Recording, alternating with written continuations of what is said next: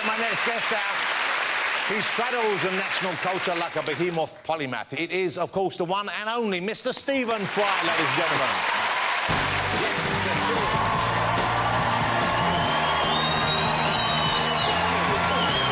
Some beast.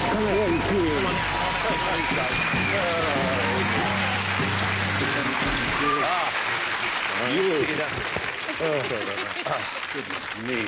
So, exciting news. It's the BAFTAs tomorrow night on BBC One at 9 p.m. You are our wonderful host for the 11th time you've done this, I believe. Not consecutively, but 11 times you've stood behind that podium. Well, I started in 2001. Wow. Then I had a little pause, and you filled my gap. Yeah, and then you said yes again, so they got me out the door. Do you get nervous at all? Because it's a big gig. I do get nervous.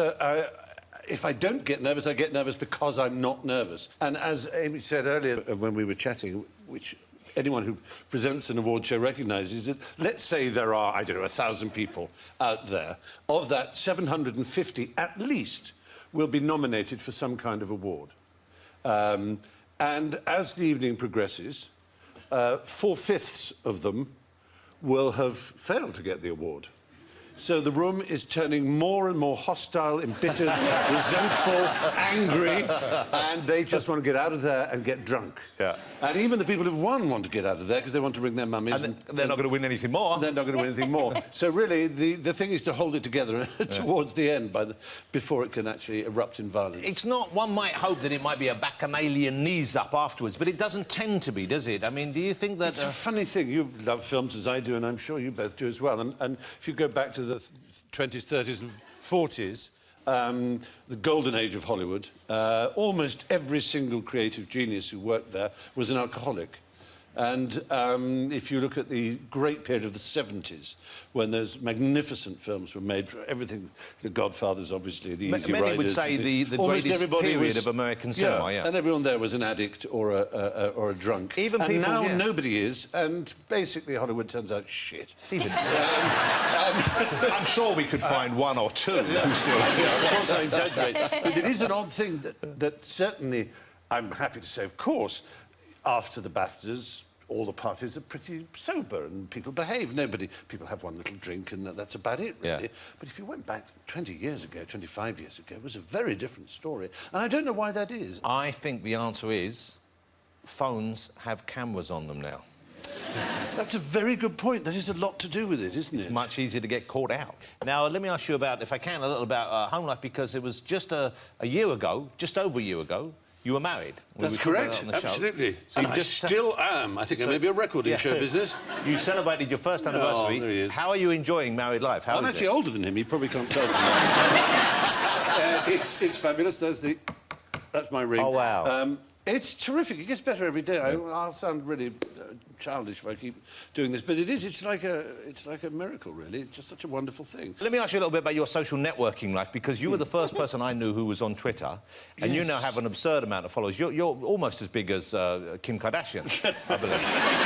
You've got like the buttocks, certainly. 12 or 13 million, I think, yes. OK, and do you still enjoy Twitter, or has it changed? Has it changed on you? It has changed. It was with you that, actually, Twitter in Britain sort of slightly expanded after you and I did one of your shows in which you asked me, what is this Twitter, then? And I... That's Dorothy, by the way. I'm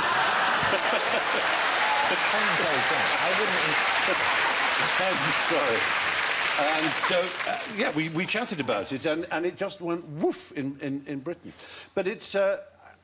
there's no way of saying this without sounding a bit mean-spirited, and I don't mean to, but I sometimes wonder when I look at my inbox of a morning of emails, how many will be from people who actually want to say something to me or who want to suggest a dinner or just something friendly. Because 95% of them are people asking me to tweet something for them. Yeah. And the only time anybody gets in touch with me now is to ask me to tweet. And, of course, very often it's an extremely worthy thing. I have to say, I can't tweet for their comedy channel on YouTube or for their, you know, a film that they're wanting to fund. Or... What about a film that's coming out in a couple of weeks? A film, really? A Grimsby.